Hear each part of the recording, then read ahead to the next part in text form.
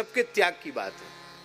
हम बिना बोले नहीं रह सकते, तो हमारी ऋषियों ने एक तिथि ऐसी बनाई कि साल भर मौन मत रहो, पर माघ की अमावस्या, मौनी अमावस्या, उस दिन तो कम से कम सूर्योदय से सूर्यास्त तक मौन रहना ही चाहिए।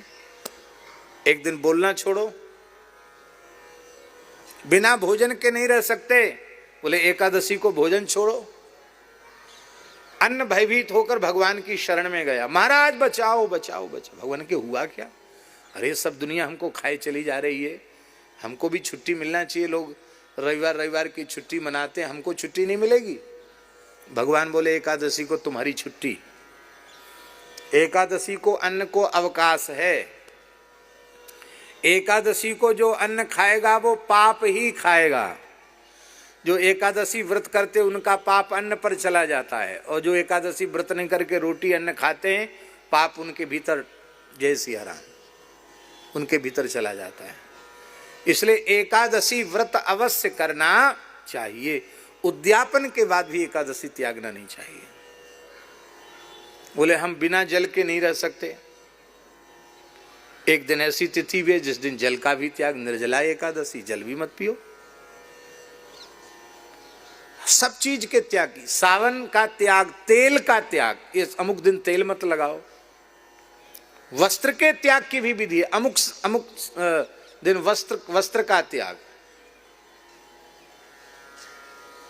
कहां तक कहें महाराज जी,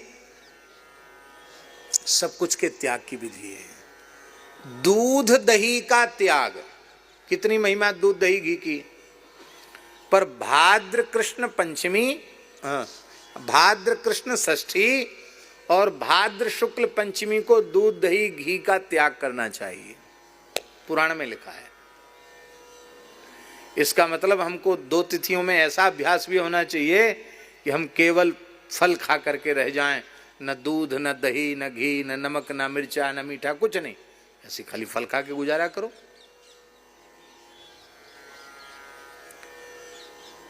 पर एकादशी एकादशी के जैसी होनी चाहिए, ऐसी एकादशी नहीं कि एक महात्मा बड़े विनोदी थे, वो कहते थे महाराज 11 बार तक फलाहार करने से एकादशी व्रत भंग नहीं होता है, एकादशी का पूरा पुण्य मिलता है। 11 बार से ज्यादा कोई खावे तो फिर विचार करना पड़ेगा कि अब एकादशी है कि नहीं।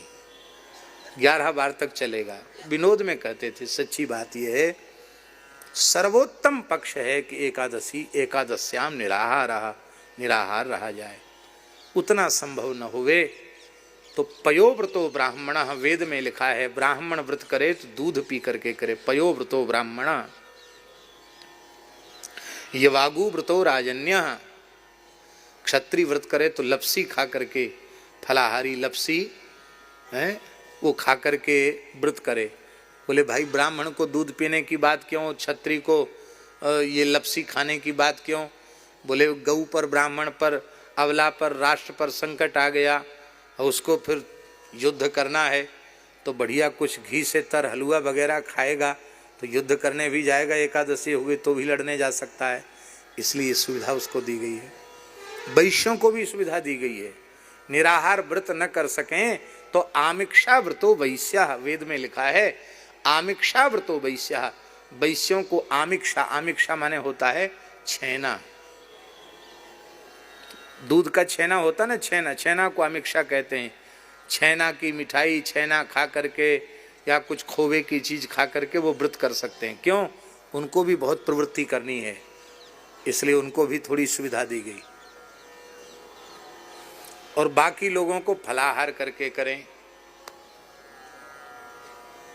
छोटे बालक एकादशी करें तो उनको निराहार रख दोगे तो ठीक नहीं, उनको तो जितनी बार भूख लगे अन्न मत दो, उनको तो फलाहार दो। फिर धीरे धीरे बड़े हो जाएंगे, समझदार हो जाएंगे, तो फिर अपने आप उनका ठीक से व्रत होने लग जाएगा। इस तरह से व्रत करना। बोलो भक्तवत्सल भगवान की जय। राम कृष्ण की प्यारी गैया, सारे जग की माता है। राम कृष्ण की प्यारी गैया, सारे जग